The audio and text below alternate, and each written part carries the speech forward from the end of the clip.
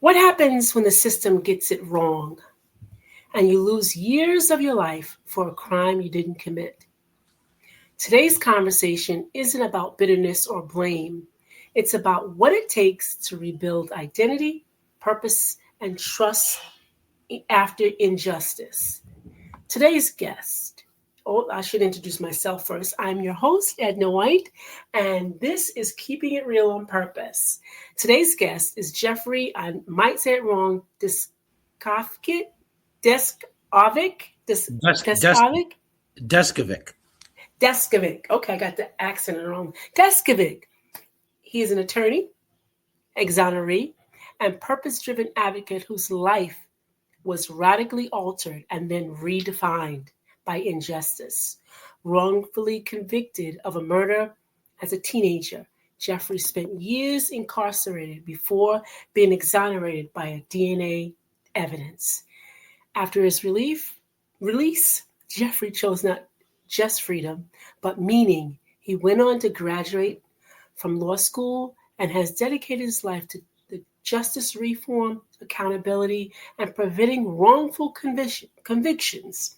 His story is not only about survival, it's about reclaiming voice, identity, and purpose after unimaginable loss. Welcome to the show, Jeffrey. Thank you very much for having me. Oh, I'm so glad you're here. We've been hearing a lot of this in the news lately about, the DNA process, and I'm really excited to hear your side of the story. So let's just get to it. All right. I wanted to talk about your self-identity while all with this. When you were wrongfully convicted, your name, your future, and your truth were taken away from you. Who did you have to become in order to survive that? Wow. I never quite thought of it that way, but I mean, I guess I had to be. I guess I had to be somebody. You have to keep your intestinal fortitude. So I had to become somebody Yes. strong. You can't. I didn't have the luxury of losing my mind because I knew that nobody was coming to my rescue, and so if I was Right. to get out of there, I was going to have to find somebody that I didn't already know, and in effect recruit them, and they can help build the bridge between me and the legal help that I needed. I was able to Right. put that together just from reading other stories of people who had been exonerated. So I knew that even though that whole process was a long shot, that was the only path that I had, and therefore I didn't have the luxury of losing my mind because how am I going to recruit somebody if I Right. fall myself? Right. So that was one thing. I had to. I got to stop being naive. I had to be street smart within the prison itself, so Hmm. that involved understanding what the mores were, what the code was, just basic survival tactics, and Right. implement them just in order to remain safe, but at the same time not internalize those values into my own.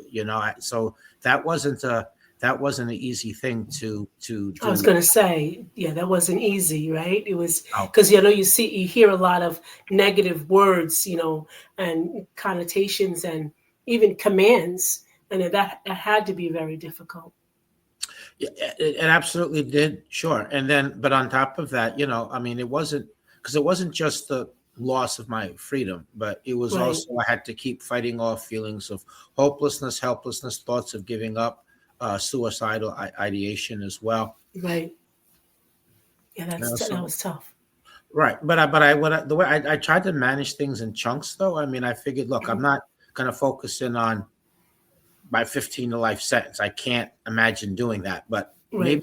maybe I can just hold on for like a year or two Right. until my appeal will be decided, in which I'm Hmm. sure I'm going to win because I'm innocent and I still believed in the court system. And so, I lived from appeal to appeal. I mean, before it was all said and done, I lost seven appeals. And then at Right. that point, my focus became, well, what about the parole board? That could be a potential way of regaining, my freedom. So I looked at that, and then also, writing letters looking for help, because when your appeals are over, the only way back into court is if you could find some new evidence. So Right. I had no money to hire an investigator or an attorney, so I had to do the letter writing campaign to try to find someone to represent me and hope that they could find something new. So my hope was tied to those letters. And Right. it went on for like 4 years. And, maybe on Wow. the fourth year Wow. of that, I started looking at the parole board. And so at that point, my hope became, tied to that. And then when that door Right. was slammed shut again, that's when that last year, I really struggled with, maintaining the hope, and the thoughts of suicide, Yeah. became more intense. But then a pen pal showed up in the nick of time, this person I knew from nowhere. And I was asking, look, do you think I should quit? Should I just commit suicide? Or I just give this up? Hmm. I do. And he urged me to keep going. Now, his ideas as to how to get out of there, well, he was in, that didn't make any sense. So I just Right. ignored that part of it, and I just focused on when he was encouraging me to keep going and the Right. social part of our conversation. And sure enough, one of those letters hit a mark, and I got in contact with an investigator. I actually wrote a book authored in care of a publishing company, but they sent it Right. to an investigator, and she ultimately connected me to the Innocence Project and lobbied them to take the case. And that was how I got the legal help. And that was the first key. Right. The second key is the district attorney who had blocked me from getting DNA testing several times. She left office, and her successor was less dug in. So that was the second key. And then the third key is that the actual perpetrator had killed a second victim 3.5 years later after killing the victim in my case. And so Yeah. as a result of that, his DNA was in the data bank. And so when I got the further testing, they took the DNA, which already didn't match me, put it in the data bank, and I identified him. So Wow. that's how I got exonerated and released, and and then he was arrested and convicted. Wow. It sounds like so many ebbs and flows and emotions and all of that. Who did you have to no, no, not who, but what did you have to unlearn once you were free? Wow. So the prison survival thinking. Yeah. So so I made myself break prison survival habits. So uh, and when I initially was released, like if I was out to eat at a restaurant, because I Hmm. like to go out to eat a lot, because people were just curious and they had empathy, they had sympathy, and Hmm. many of those were just like one-offs, and I was never to see them again. But I enjoyed just the Right. moment, what they were willing to give. But my point is, I was eating out, and so I used to take the chair that was closest to the wall, keep my back Right. to the wall. So I forced Right. myself to stop doing that. Right. I stopped using the prison slang. That was another thing, and Gotcha. I had to try to let's just deprogram. So when I was Right. released, I mean, whenever I would come, when another male would come into my circumference, Right. I would naturally, like, position my Tense. feet and keep Yeah. the distance, and Yeah. my body's squared, and my hand, my eyes are looking down at both of his hands, and if he does this, I'm going this way. They do this, I got Right. that. Right. But Right. there, meanwhile, the other person has no idea that any of this is going on in Right. my Going head. on in your head. Right. Yeah. So I had to unlearn. I had to unlearn that. I had to unlearn being fearful if I saw law enforcement. So that was another aspect of it. And then, just coming into my own as far as just freedom. I mean, to give an example, I remember I was having a meal with somebody, and Mhm.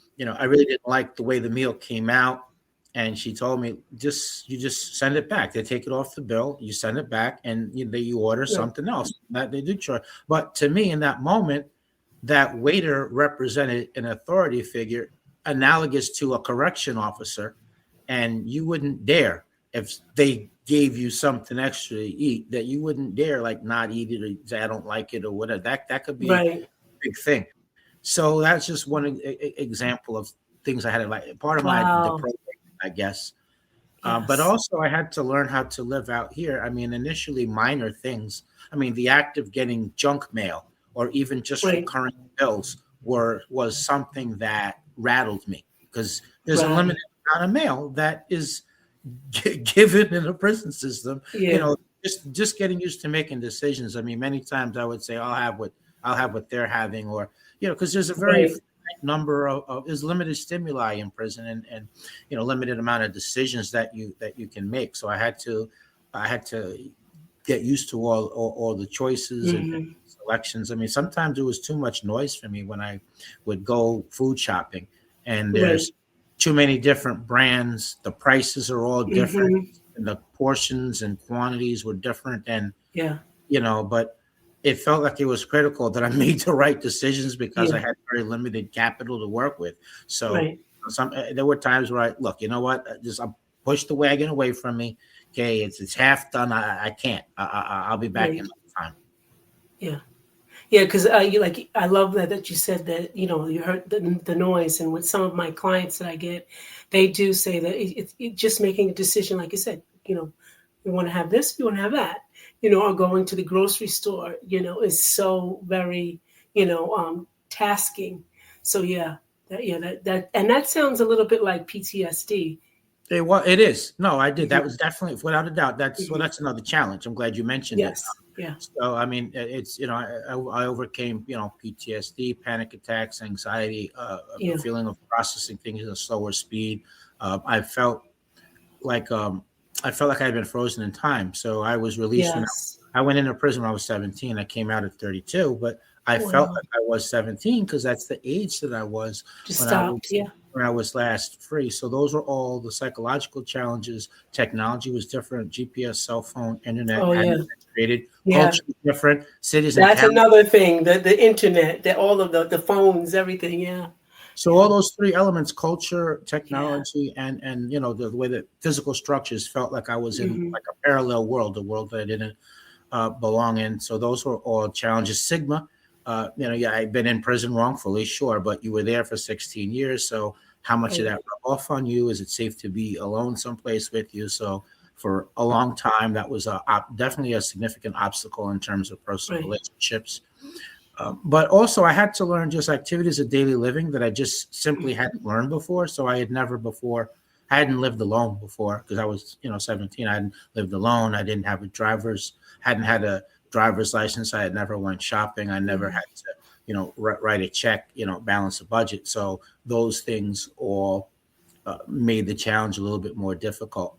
Right. Was always passed over for employment. It seemed gainful employment. It seemed like every would-be employer wanted somebody with a job history that could hit the ground running, Yeah. whereas clearly would have needed some patience for some on-the-job training. So Yeah. those were challenges, lacking stability of housing. So I had the Mhm. challenges, but at the same time, I kind of found myself. I mean, I started as in my voice as an advocate and who I was. From speaking, I was a columnist and regularly meeting with elected officials, and I figured out how to keep the media coverage, going. So trading privacy for awareness, um, formal education, from finishing the bachelor's to the getting master's degree to be a more effective advocate, starting the nonprofit Mhm. when I got compensated, and then ultimately pursue the dream of freeing others as a lawyer, going to law school, becoming an attorney. Okay. Good. That's good. That's good. So I want to go back to that moment of your exoneration. I know that we see pictures and we see people crying when they get exonerated, and we have this in our head that it's a happy ending, right? Right. What does that moment actually feel like when freedom comes after so much loss? It first of all, it feels surreal. I mean, my first word to illustrate that, my first words at the press conference were, "Is this really happening?"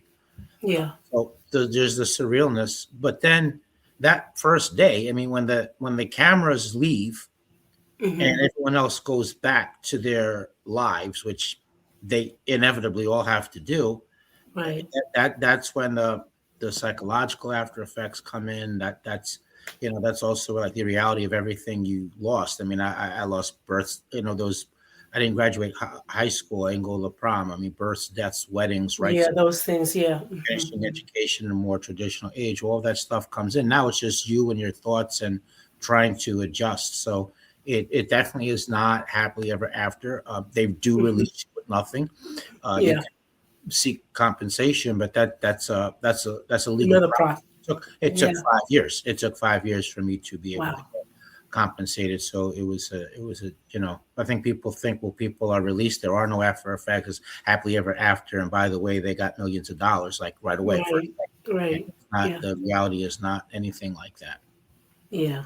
But I maybe the agree. other thing I want to quickly add is when I used to dream Right. of freedom on the inside, I imagined that when I was exonerated, I would be coming home to an idealized life. So I would live in the neighborhood that I wanted to live at, in a structure that I wanted to live at, that I would get a job that was meaningful, that was gainfully employed, and that I would start out at the same level as I would have had my life not been disrupted. Right. I would travel to places and go, like I saw on television, or advertisement, tourism, and then, movies, amusement parks, different things. And I never thought, well, you have to have the means to do it. It's not free. And, and Yeah. second, it doesn't go without saying that, Yes. you need people to socialize and to do it with. Right. So I Right. never imagined that all those things, and I certainly never imagined the psychological after effects, because the mind kind of suppresses those things because you're Yeah. in survival mode. So that really doesn't bubble to the surface until afterwards. Right. Wow. Wow. That's great. How did you process your anger at the system, all So the I people was involved, and yourself? Maybe even time. How did you do that? Sure. So shortly before I was exonerated, I saw somebody else on television while I was in the prison that had been exonerated, and he said that he wasn't angry. And to be honest to you, Edna, I really thought that was just like the silliest thing ever. Okay. And so that first week of being home, I was angry. But then at Yeah. the end of that week, I I realized this anger is destroying me. And actually he wasn't silly. He had some wisdom there. And I was the one that was just kind of short-sighted, and Right. so I realized, look, this is destroying me. I can't be angry. I want to Right. enjoy my life as much as I can. I can't do that and simultaneously be angry. Second thing is, I've lost so much already as is. Why would I want to, in effect, lose the rest of my life? Right. Thirdly, it's not like I would be impacting the people that had a hand in what happened to me. If I was to be angry, I would really be the only loser in that scenario. And the Mm, vehicle that allowed me to actualize that is, I right. take the energy that I feel, and I channel it into the advocacy work. And I know I have my purpose. I know I'm doing in the world what I'm supposed to do. So I make sense of everything in that kaleidoscopic type of manner. And with that realization and acceptance, I have an inner peace. Wow. So Wow. that's how all of that works for me mentally. Right. You just didn't rebuild. You went to law school. What made you choose purpose over retreat when you could have retreated? And it's understandable. What made you change? I think there were different levels of reasoning along the way. The initial, well, let me back up half. The initial thing, I remember this was a couple of years before I was actually released. I remember it was in 2004. I was in Sing Sing, and I remember just sitting down and just being right in the front of my cell and just being extremely frustrated and worn down and pretty much at the end of my rope. And I remember saying to myself, man, if I ever get out of here, I'm going to become a lawyer, and I'm going to come back and, help someone else out and really Right. show the system. But honestly, that was kind of like, whistling out loud at midnight as you walk by yourself through the graveyard talking about. Yeah. But I was kind of a wistful thinking, who you kidding? The odds of that like Yeah. seems, slim to none. But that was the first inkling Right. of that. But beyond that, when I was released, I mean, I spoke 2.5 hours off the cuff in front of the media at the press conference, everything I'd ever wanted to say in 16 years, but could never get anyone to hear me. So a light bulb went off, and I remember reading, well, sometimes when people were exonerated, they hit the speaking circuit. So the light bulb went off to do that. But at the same time, I remember saying to myself, you used to be critical of people.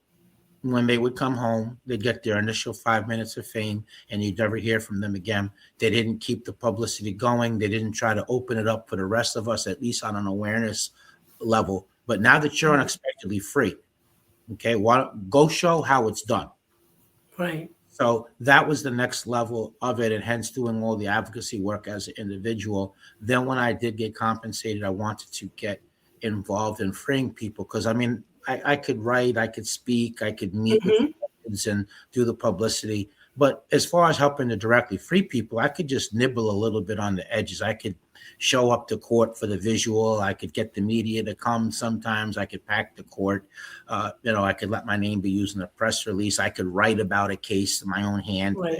pass it to the columnist. But that's just nibbling on the edges. I wanted to be more directly involved. So it became like a do or die type of moment, a crap or get off the pot. Look, you have unexpected level of means. Do you want to take that next step and start the nonprofit to free people, or do you just want to be stuck at that level where you are? And I think the moment of truth is when you finally have the means and you have the ability, that's where how deep your conviction really is on something. It speaks. So I plunged in and, started the organization.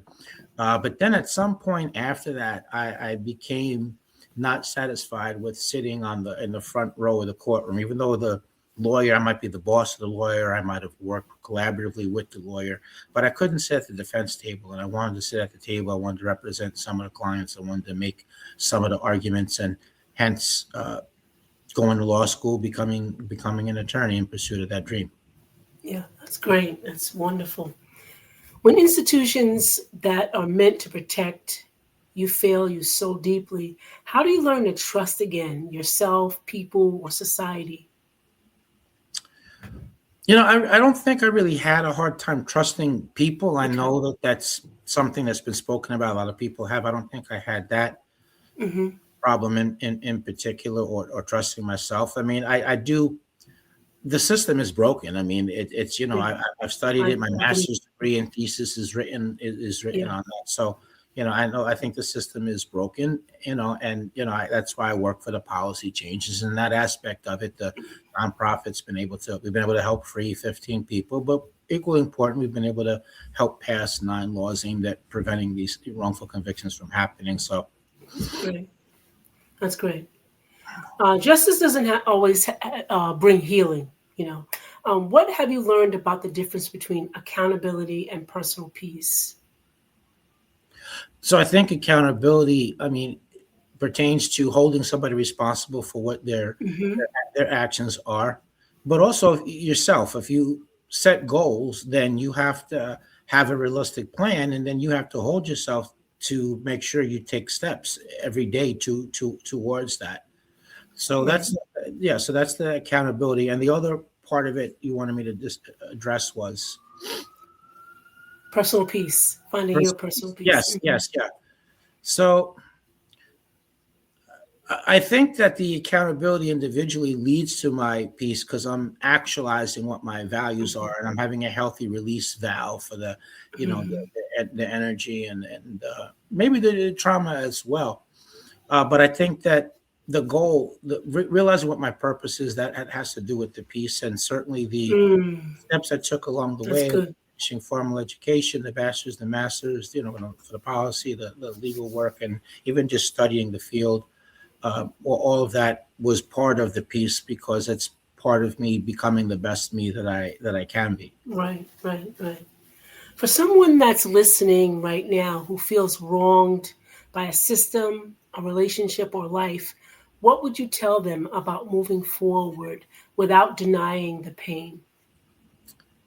I would say it's important to take stock of, who you are, where you are, what's happened, figure out what lessons can be learned from that. But at the same time, that's just for, having awareness and knowledge of yourself, that you still have to move forward. You have to look forward. You can't go backwards no matter what. The only thing you can control or have an impact on is really the present and the future. But I've put together a little formula, which I arrived at after thinking about the arc of my life, all aspects from the arrest, the time in prison, difficulties afterwards, successes, etc. And I've come up with this formula that really can apply to people in many different walks of life. Right. I would say have a goal, have a realistic plan, meaning you should be able to look at the plan 3 or 4 different ways and say to yourself, well, yeah, I could see how this could work. Because who wants to carry out a plan that you don't think can work? Be flexible, because remember that the goal is the goal. The plan is not the goal. The plan is just how you get there. Yeah. Um, then work really hard. I'm not a pie in the sky type person. I don't think everything's going to be okay just because. So I think instead you Mm, have to work really, really hard to put yourself in a position for a miracle to happen, or a door to open, or someone to give you a hand up. right. It's more likely someone to help you get from 50 to 100 or 70 to 100. They're not going to take you from 0 to 100. Very, very Right. Right. people like that. Um, but then also, no excuses. There might be reasons why something is more difficult, sure, but you can't give yourself a way out. So no excuses allowed. And lastly, never give up. Good. And so when you reach a point where you think you can't go on anymore, then that you might be in the key moment right there.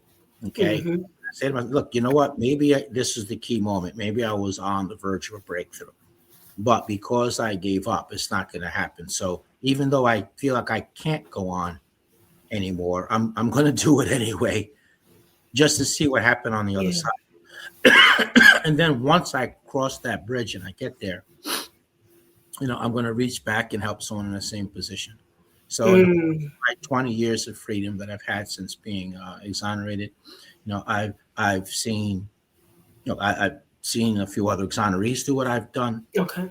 I've seen women who were victims of domestic abuse that are now working with that population. I've Mhm. seen drug counselors who themselves at one time had drug addictions. I've seen formerly incarcerated people who are working with at-risk youth. I mean, maybe Right. one of the most, I've seen family members of people who've been murdered, who now engage in advocacy. Maybe the most extreme version of that, I even on a fluke, there just happened to be a gal. I was out of state and I didn't have anything to do, and someone said, there's a fundraising event tonight. There's a woman who was sexually trafficked, and she has a nonprofit, and she raises money now that funds efforts at freeing other people that are sexually trafficked. So even an extreme example like that. So any of those walks of life, or Leslie, you've been a victim of racism or discrimination or something much less extreme than these things. I mean, I know Right. Right. formula can be applied to other people. That's beautiful. That's beautiful. So what I'm hearing is that freedom isn't just physical, it's psychological. Reclaiming your life means reclaiming who gets to tell your story. So Jeffrey, give us how we can get in touch with you, how the audience can reach out to you. Can you give us a little bit of that? Absolutely. Sure. So firstly, there is the website, www.deskovic.org, Deskovic. Yes. Also on Instagram, Deskovic Foundation, on LinkedIn, Jeffrey Deskovic, on Facebook, the Jeffrey Deskovic Foundation, my personal page, Jeffrey Deskovic, which is public, which I use just as an information sharing tool. I'll want to add a couple of other quick things just in the vibe of Sure. where the conversation's been in the last few minutes. Part of being being an advocate, I fought really hard, both mentally and to some extent externally, but in like silent ways through actions. You know, I'm not an exoneree. I mean, I am, but that's not. I'm more than just a sum total Right. of what happened to me. I'm an Right. advocate, and I hold myself to the same standards as other advocates that haven't been through something. It's just that I have that extra motivation. That's my backstory, rather than just being defined as just that. So I think that Mm, self definition is a big, is a a really big portion of it. really big Yes. portion of it. Yes. So, Yes. That's I'd good. love to have one day a chapter of my foundation in each state and ultimately each country, because I really see this as Yeah. a worldwide issue, and countries Yeah. where Absolutely. we don't hear about it. It's not because the justice system is getting it right each time. It's no Right. no one's being exonerated because nobody's digging. So but That's that right. action will be as public support Right. enables that. You know, imagine, dream with me for a second here, Edna. Imagine if there Mhm. were 25,000 people willing to sacrifice $3 to $5 a month recurring basis, to our Patreon page. That would give close to $1 million. We would be able to get other additional attorneys, investigators, paralegals, other essential personnel, and we could, Gotcha. capacity, we could work on freeing even more people, because we have 13 cases now, so we're actually over capacity. But if we had more Okay. resources, we would be able to work on freeing even more people. That's beautiful. Oh, that's great. That's great work you're doing. So Jeffrey's story reminds us that being clear doesn't erase the damage, but it does create a choice to live better or live on purpose. If this conversation resonated with you, remember that you have to get in touch with Jeffrey, and remember that his website, deskovic.com. Is that it?